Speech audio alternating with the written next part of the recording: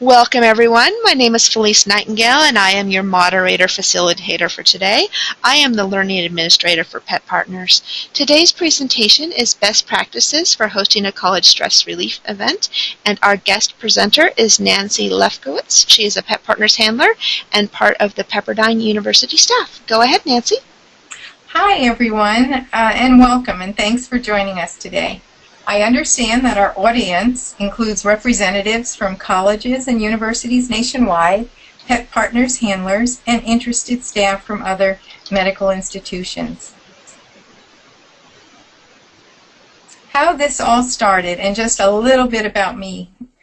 I'm blessed to work in student affairs at Pepperdine University in Malibu, California. With 10 years experience volunteering at hospitals with strict protocols, along with my prior work experience in HR and insurance, I understand the importance of consistent rules, procedures, and legal concerns. In 2010, during my first semester at Pepperdine, one of our student workers, Katie, heard about my volunteer work with therapy dogs. Katie was one of our resident advisors and worked in our Housing and Residence Life office. She missed her dog Chester back home in Pennsylvania and suggested we add a reduced stress during finals event to our student programming calendar. We started small with 3 or 4 dogs from a local LA group at the first event. For the following semester's Pause to Relax, we called Pet Partners, known as Delta at the time, for permission to hold the event. And after running through all the details, Pet Partners felt that the logistics and protocols were well planned and encouraged us to move forward. If you're a Pet Partners team, I encourage you to reach out to the staff as a resource when making decisions on behalf of the organization. For those of you listening in who are not Pet Partners handlers but are hosting events, they are always available to respond to your questions about the services.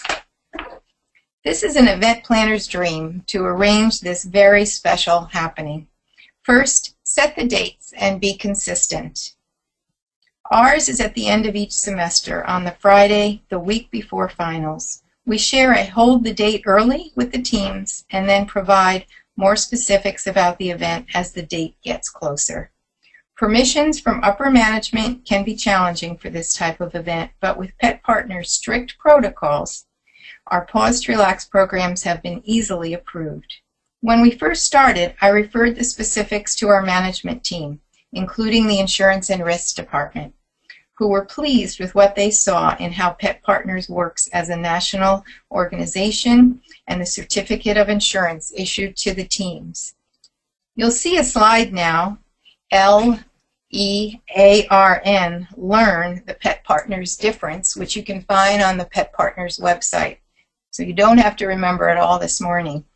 And the summary of risk of animal therapy programs, where you can see how Pet Partners stacks up with the lowest risk in comparison to other programs.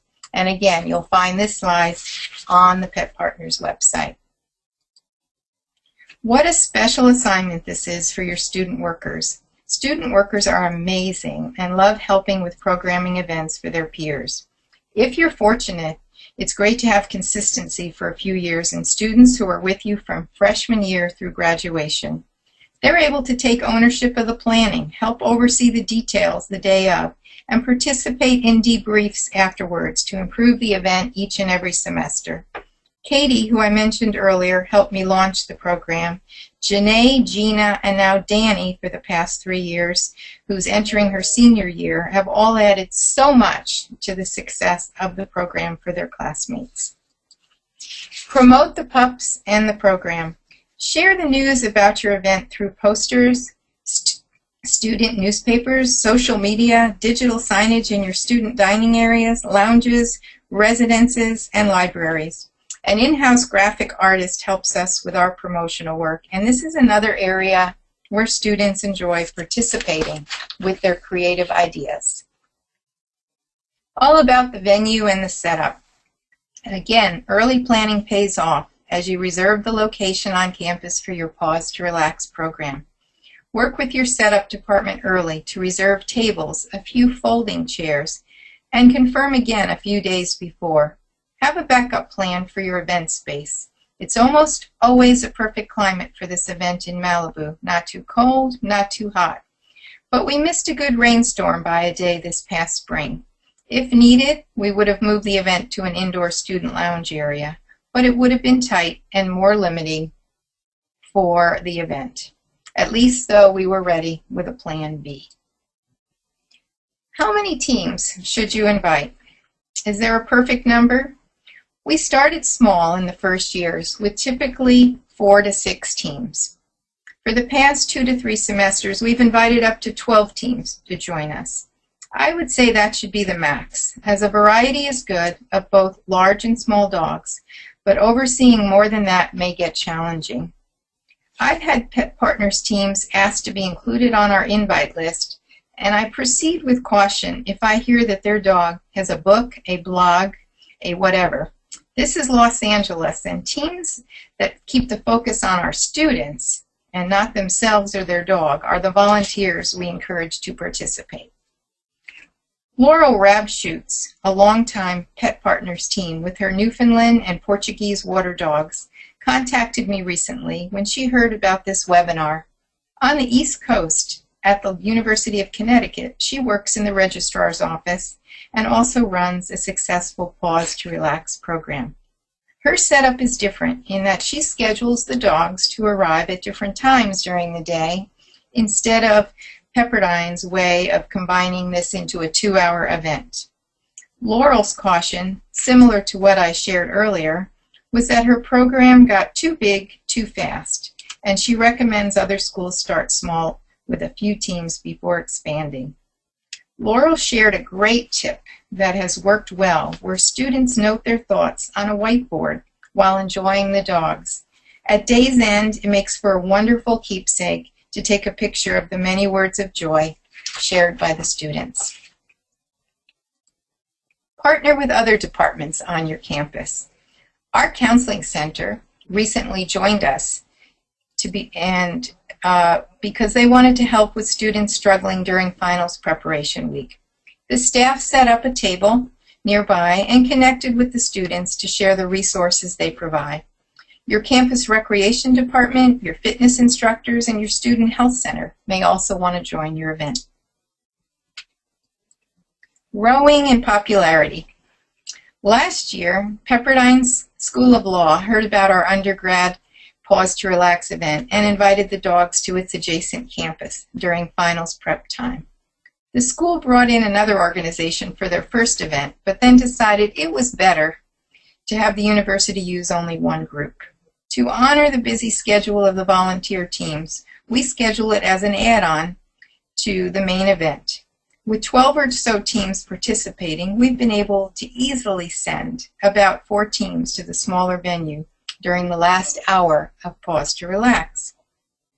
One of our professors, Dr. Janet Trammell in the psychology department, reached out last year to work with us on a research study with students interacting with the dogs before exams.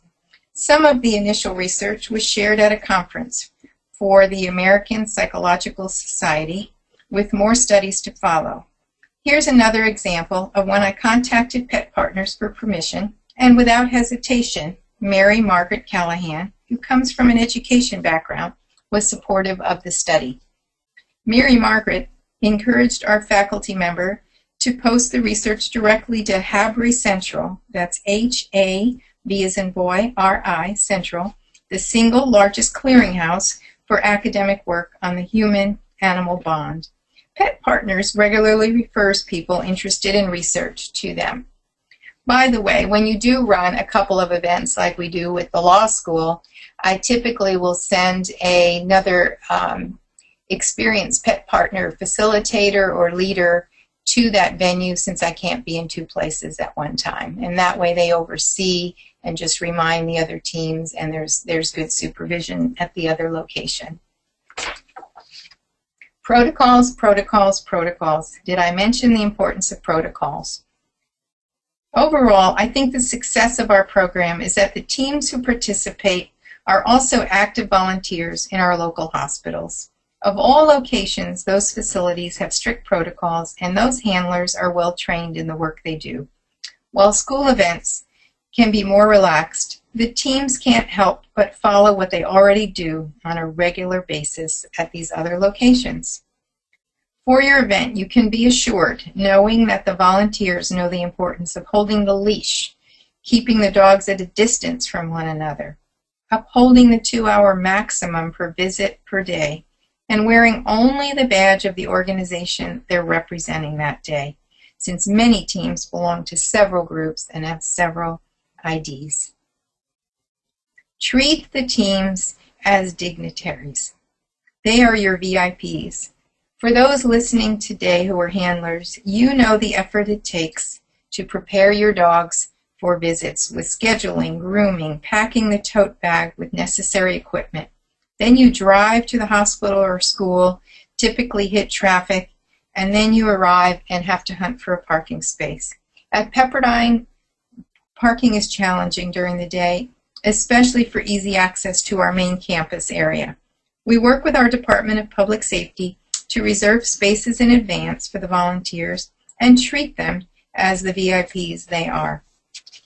Remember when they arrive to also show the volunteers a few grassy areas for their dogs for potty breaks that are set aside from the event area. Also, for dog teams who may know each other, take care of the meet and greet exuberance near the parking lot and not as the teams approach the event location. The little things do matter. We provide a few large bowls of fresh water and folding chairs placed throughout the area, our department's logo tablecloth, dog treats, hand sanitizer for slobber, extra poop bags, good signage, Pet Partners banners and brochures. Recently, one handler brought a small blanket, you'll see that in the picture, to place on the cement to define the space for her dog, and that worked very well. So with all that I've shared, what could possibly go wrong? Well, here are a few important reminders. If the event planner is also bringing their own dog, you have to be aware of how many eyes you'll need. Managing the logistics, even with the help of incredible student workers, can be challenging. My dog Annie will join me for a portion of the event, and then a family member will take her away from the activities so she's no longer a participant. This has helped me keep focused on the teams that are volunteering. Others want to join in with their friendly dog. We've had this happen. Students, staff, and faculty hear about the event and decide they would like to participate with their own dogs. Politely ask them to leave if they show up. I share words similar to, "I'm sure your dog is a nice dog, but it's not approved as a team through this national organization." Reach out to your public safety or risk management team to assist you, if needed, with these awkward moments. You don't need to handle them alone. Hospitality. Treat the teams well, and they'll return every semester. Most handlers are not expecting anything other than a thank you for the work they do with their dogs, but small gestures are appreciated, especially with the commitment of time, often a long drive to campus, and for some, taking time off from their paid jobs. We make sure to provide water bottles, buy lunch salads and sandwiches, and treat the handlers to our juice smoothies for their car ride home. Parting gifts include a packet of quality dog biscuits and a small gift card for a coffee and beverage treat for those handlers, otherwise known as the chauffeurs of the dogs. Stories, quotes, and more. We've all known those special stories where a visit from our dog has made a difference in someone's life. The university setting is no different.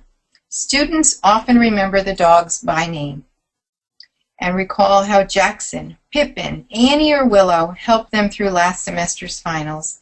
Some students share stories about a friend or family member who was helped by a visit from a dog when recently hospitalized. Some simply miss their family dog, and the Pause to Relax event makes them smile as they look forward to heading home after finals. During our last event, one student entered our chaplain's office and exclaimed loudly, "They're here!" to the surprise of those surrounding her, and she could just not contain her joy. One student recently exclaimed at the event, "This is better than Disneyland. I knew I picked the right college to attend." Another student shared her future plans include starting a nonprofit to help children on the autism spectrum like her younger sibling who would benefit from having a service dog. Her hope is to provide trained dogs similar to how service dogs help with other medical challenges. It's fun to have a lot of pictures at your event, great memories for the students, and promo pieces for student affairs and admissions to share this wonderful program to current and prospective families, also alumni, and of course, let's not forget the donors. Again, we started small with our own cameras and a part-time Residence Life staff member who helps us with website and promo pieces. As the event has grown, we now invite our integrated marketing communications department to help us with professional photography work. A video clip, this is a spoiler alert for all of you listening, will be sent in a follow-up email compiled by our student interns in that department here at Pepperdine. Use the many resources you have at your university. I've had little resistance when asking for help. Share the Pet Partners story. Often, as students and staff visit with dogs, they ask about the organization and the work we do at Pet Partners. Pepperdine students follow the university's mission to serve, and it's rewarding to share this incredible opportunity to volunteer in the community with your dog by your side. Our very active alumni relations groups have also thought about hosting regional meetings to invite alums to connect with their dogs and possibly learn more about serving others in this way and becoming Pet Partners teams. We're looking forward to doing more work in that area and pursuing that idea. Notes of appreciation. Save the date and fun photos. Following your event, I send a thank you, including a few photos from the event to each team.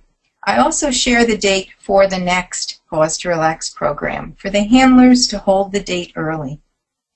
Finally, Pause to Relax has and continues to be an incredible experience for me to manage this event for Pepperdine and have so many students, faculty, and staff share how much the dogs help them during finals prep week. Each semester we try to improve and make it just a little better than the time before. Again, for those who are thinking about hosting a college stress relief event, I recommend starting small and reaching out to Pet Partners for assistance. It's now time for some question and answers, and Felice Nightingale will assist us for this portion of the webinar. All right, thank you very much, Nancy. I went ahead and launched a poll. If you guys would like to vote, I'm interested in people who are currently participating in a stress relief event at a school or university.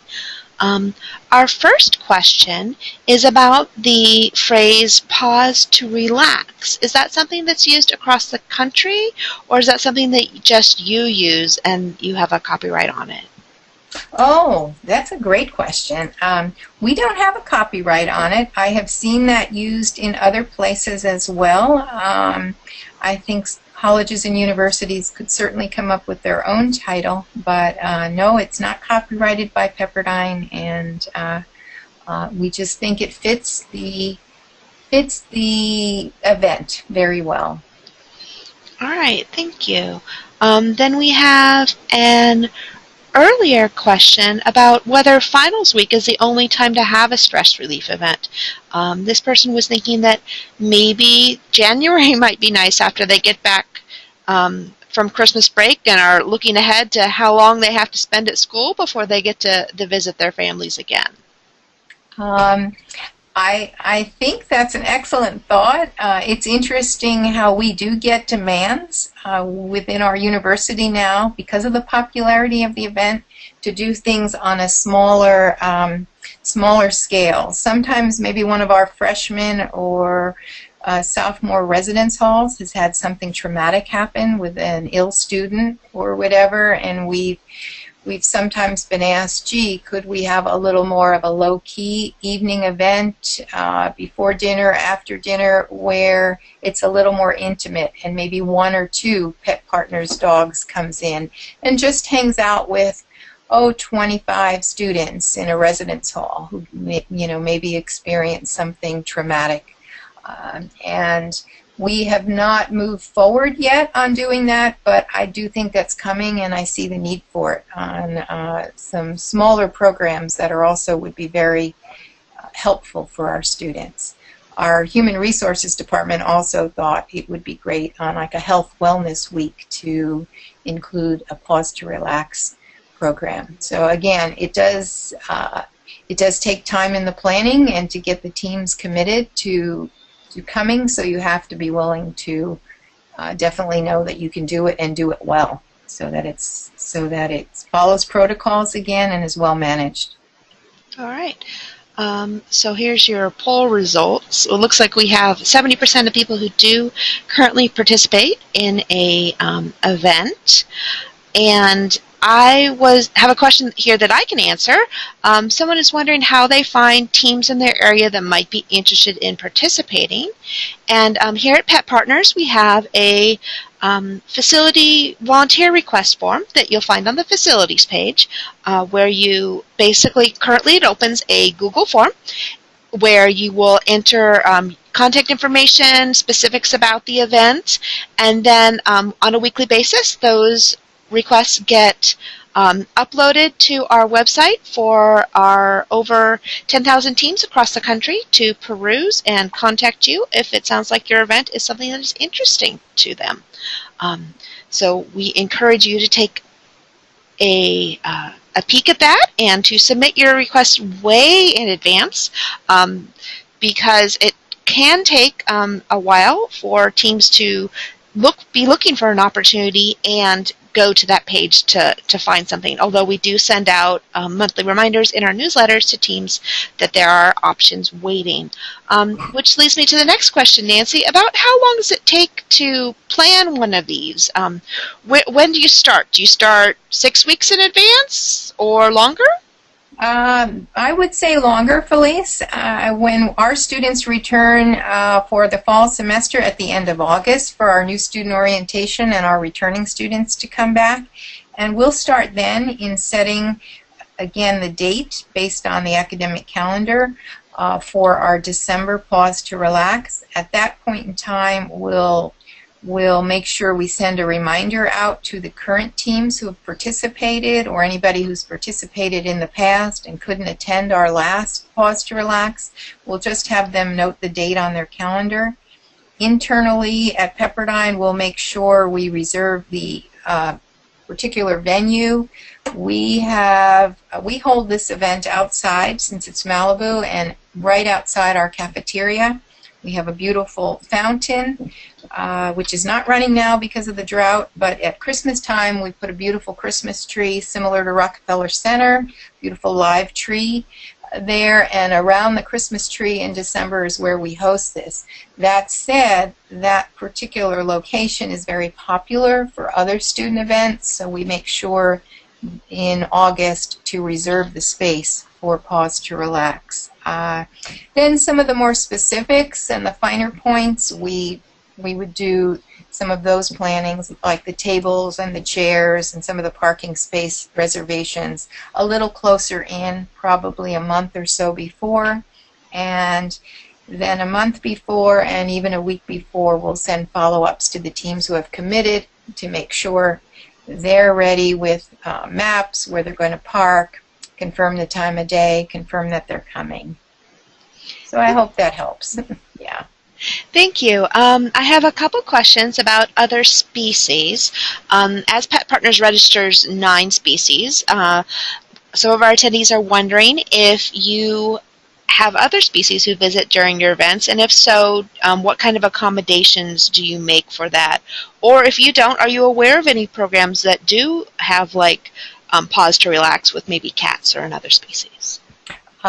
We don't at this point. Doesn't mean we couldn't include them in the future and set up the venue appropriately.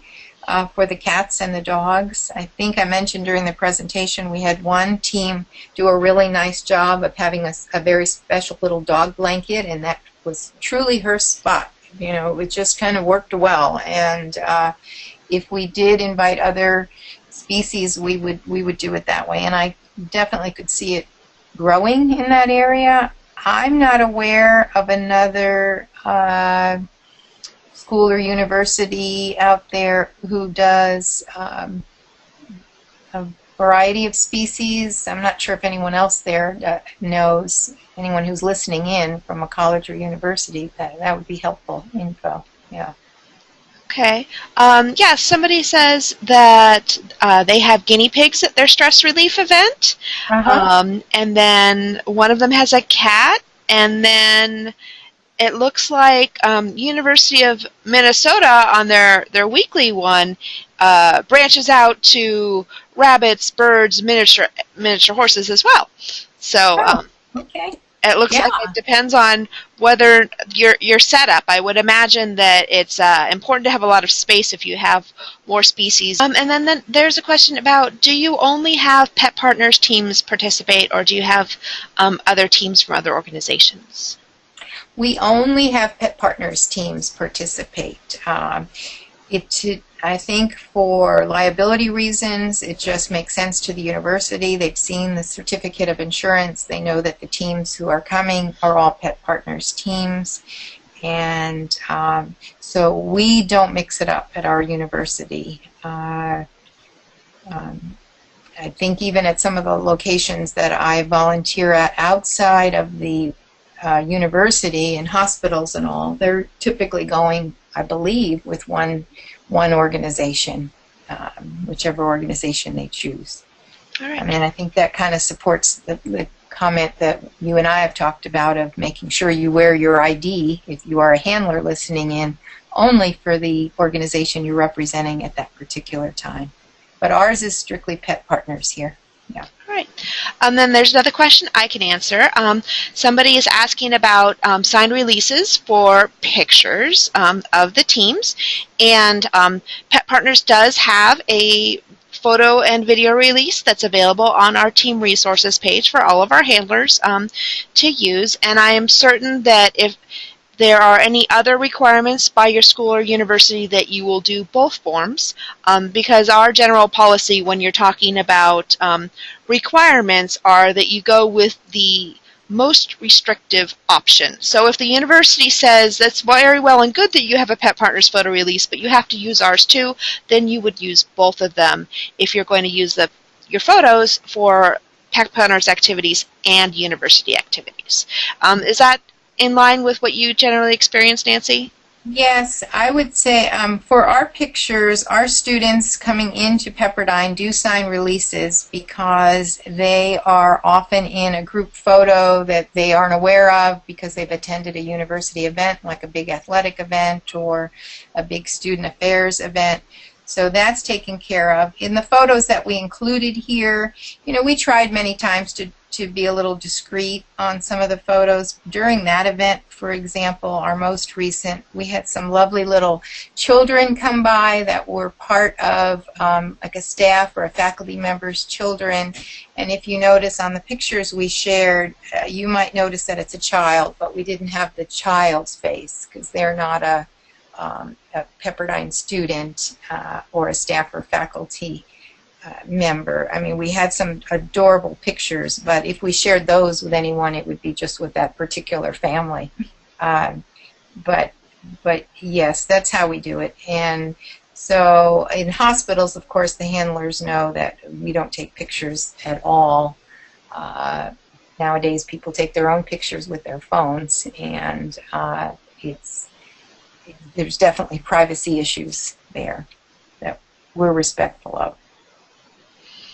Okay, so I have a question about the length of your event. How long is the event, and how long do the teams commit to attend? Okay. Our event is 11 a.m. to 1 p.m. With traffic and just gathering, most teams arrive about 10:30, but that's when we do our showing them the grassy area, have them chance to, if any of the dogs know each other, and they have to do that exuberant meet and greet. Typically we don't want the dogs to really interact that way, but sometimes those dogs who really know one another seem to want to get that out of their way in the parking lot, and then we escort them all to the event for the 11 o'clock start time, and the event goes 2 hours max till 1 p.m. The reason for that time slot is, again, it's right outside the cafeteria. We catch a lot of students getting out of class and coming through, and also that's a time when staff and faculty are heading to lunch. So we really maximize the attendance. Everyone gets to enjoy the dogs. President Benton, our university president, loves the dog program and is very supportive, and so we see a lot of our senior administration team also come by and support the program. All right, then we have a question here about expenses for having pet partners on someone's campus. They're wondering if, other than hospitality and gifts for the pets, if there's any other fee involved. And from a pet partner standpoint, we are an all-volunteer organization, so there would be no fee charged by any of the teams for participating in your event. I think that's a great reminder for everyone. Again, yes, it is just a small little hospitality that we provide some beverages, some food for our volunteers, just to welcome them. We send them off with, again, the little treat of dog biscuits, a little thank you note, and maybe a very small gift card, typically $10, so they can stop on the way back home and get a beverage of some sort for the drive, and that's it. There's no other money involved. Expenses from our end, no. The university doesn't have additional expenses for those who are planning it on the university side, and just as you shared, Felice, no teams are charging money.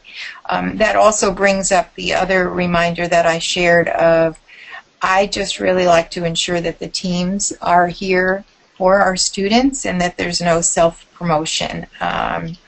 Any references to my dog has a website, I've written a book, anything like that. Again, I reminded everyone this is Los Angeles, and we make sure we avoid anything like that, at our events.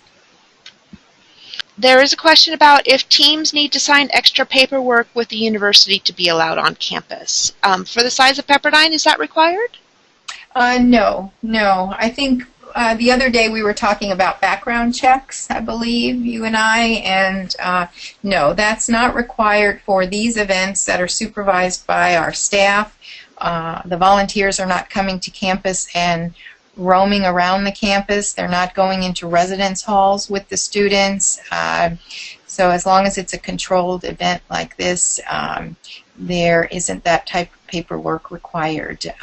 They do get a visitor's pass when they come through the security gate, but I alert our security who's attending.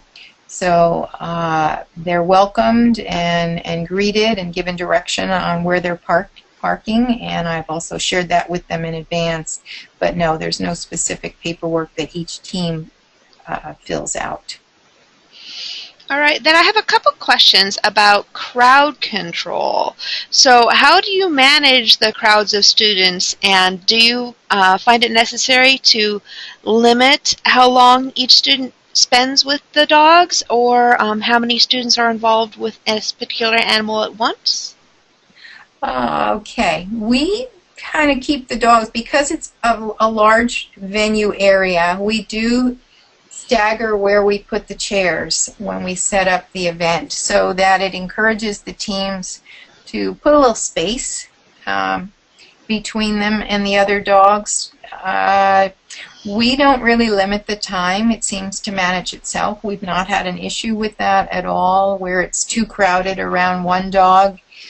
You saw in one of those slides the beautiful, or I should say handsome, Newfoundland, Gordon, and he gets quite a crowd, as do the other dogs, but definitely the breeds that are a little more unique.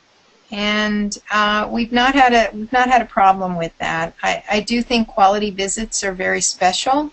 That's just my own experience in hospital work. I don't like to limit. Well, time's up. You've got, your visit's done. If a student is just really connecting with an animal and sitting there and petting it and relaxing, I don't see a need to limit that. And if 2 or 3 students are petting the dog at the same time, we've not had issues with that either. I hope that helps. Thank you. I have a question about the fact that you do one day, and if you've ever thought about doing nightly events throughout the week of finals, or what made you come to this decision to do it on the Friday before finals? Let's see. It seemed to be a good day to get teams out here, number one, because even our working pet partners handlers can sometimes have a little more flexibility with their schedule on a Friday afternoon than during other weekdays. Overall, that's when things seem to come to a peak where students are stressed about the event, the finals coming up on the following Monday. We have given some thoughts I'll share as we have a midnight breakfast on the Sunday evening, so that would be 2 days following Pause to Relax. That Sunday evening from 9 to midnight, our staff and faculty serve a very hearty breakfast to the students who are up very late at night studying. And there has been some talk about maybe doing a Sunday evening Pause to Relax while the students are waiting in the long line for their late night breakfast. That's kind of on the table to be thinking about, but we've just found that it seems to really work for teams and for the students, and again, I guess because we also do it for staff and faculty to host it during the day.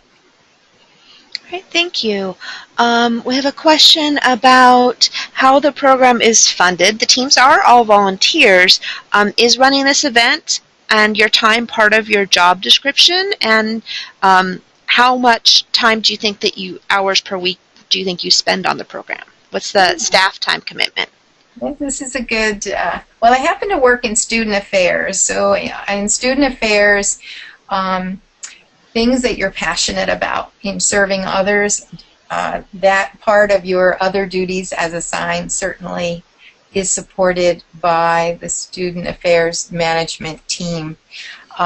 So it's, how should I say, it's definitely something that adds to my workday, but it's something that I totally enjoy, and it's how I spend my weekends. So adding this to part of my workday is a great way for me to connect with the students. About the amount of time, it is periodic. It's not ongoing every week, so it gets busy when we do the initial planning in August, as I shared, and it would definitely get busy about a week or two prior to the event. The day of the event pretty much is going to be that full 8-hour day or whatever is going to be devoted to the event, either the before or the after, some debrief. I hope that answers it. And I also wanted to add on a couple of your other questions, Felice. There's no really right way or wrong way to schedule this. I think each university can pick whether it works best for them in the evening, whether it works best for them on a weekday, midday, tying it in on a weekend event. Again, whatever works for that university and their student programming is what you try. And you can always adjust and tweak it for the next semester. All right, so we have one more question that I'm going to go ahead and answer. Any questions that we didn't get to during this session have been recorded and will be answered individually as appropriate. I have a question of somebody asking about using teams from different organizations. They're using a number of teams from different therapy dogs organizations, including Pet Partners, and they're wondering about why it would be better to work exclusively with one organization. And from just my point of view, speaking for Pet Partners, one thing you know is that every team from Pet Partners has gone through the same process and has the same visiting requirements, which may or may not be the case when you're working with other organizations. We all are a little bit different, and our policies and procedures are different from each other. So I think that if you focus exclusively on one group, you are more likely to have a consistent experience and expectation for your teams. Do you want to talk, Nancy, about how you first picked even the Pet Partners teams that you wanted to have when you initially started the event? You were very selective about the process. Well, I was because I have been doing therapy work for about 10 years, as I mentioned. So I was already familiar with many teams who have been trained with me and have gone through strict protocols at some of the local hospitals here, Children's Hospital LA, St. John's in Santa Monica. Hospitals who have very strict protocols, and for good reason. And I knew these teams were very experienced, where they weren't going to miss a trick on paying attention to all the little details. And so when I first started, and I love that you shared how you are able to serve others when they want to bring in teams, and how you have that Google Doc where you they can put the invite out where they need teams. I was just fortunate that I knew so many teams in LA that I was able to invite people, and they said yes. And sometimes when they can't make it, that's all right, because then we have enough who fill in. So that's worked well for us. The other thing I would add to what you shared about, using one team and not mixing it up is, I think you and I, Felice, have talked about the liability issue. If you have a big event and you have Pet Partners teams, and then you have another group, and we had that actually with the law school, when the law school didn't realize we were doing this event and invited another LA group to their event. It's not that it was a problem. There were no incidents where anything happened, but they realized if there had been an incident, there would have been the question of, oh, which dog, which organization, who's responsible here. So it's just cleaner, and especially, I'm talking about the law school here at Pepperdine. It's just cleaner if you stick with one organization who serves you well. And so we stick with Pet Partners on this one. All right. Well, thank you very much. We appreciate your time, Nancy. You've shared a lot of valuable information. Thank you very much for attending, everyone, and we're going to let you have the extra 12 minutes at the end of the hour to do with what you wish. Thanks, everyone.